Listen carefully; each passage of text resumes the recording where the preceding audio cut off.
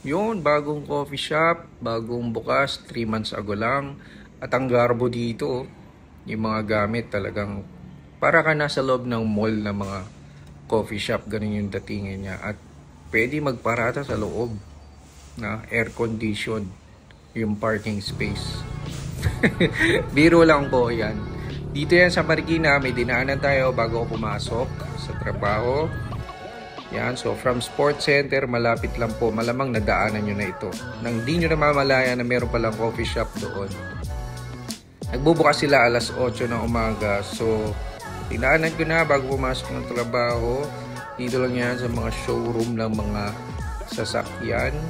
Halos magkakasunod dyan eh. Pero dito yan sa Toyota na nagsuserve ng sarap na kape.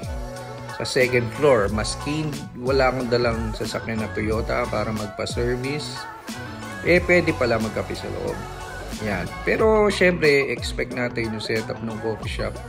Since ang pangunahin nilang clients mga nagpapa-service ng kanilang mga sasakyan, so expect nyo maganda talaga yung lugar.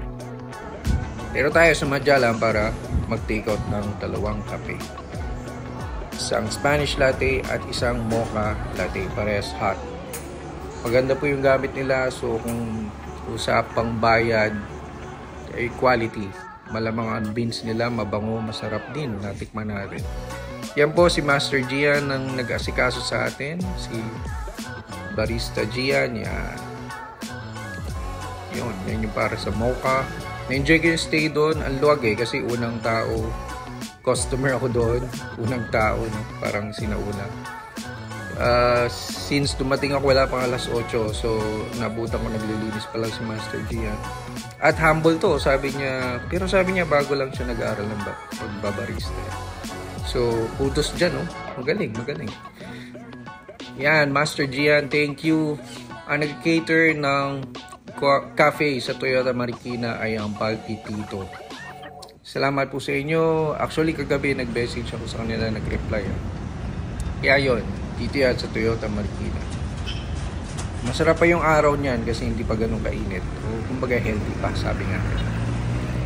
At ang mga security guards, mababait. Kahit hindi naman ako nagpa-service nga ng sasakyan, pwede nga magkape doon. Tanong lang kayo kung saan, tuturo naman kayo, in-assist pa ako sa elevator. Ayos talaga. So ito yan, Toyota Marikina Cafe by Palpitito. Ganda nung lugar. So kahit may makasabayan kayo mga nagpapaservice ng sasakyan, ma-accommodate kayo kasi maluwag po. Maganda. So yon, thank you for watching.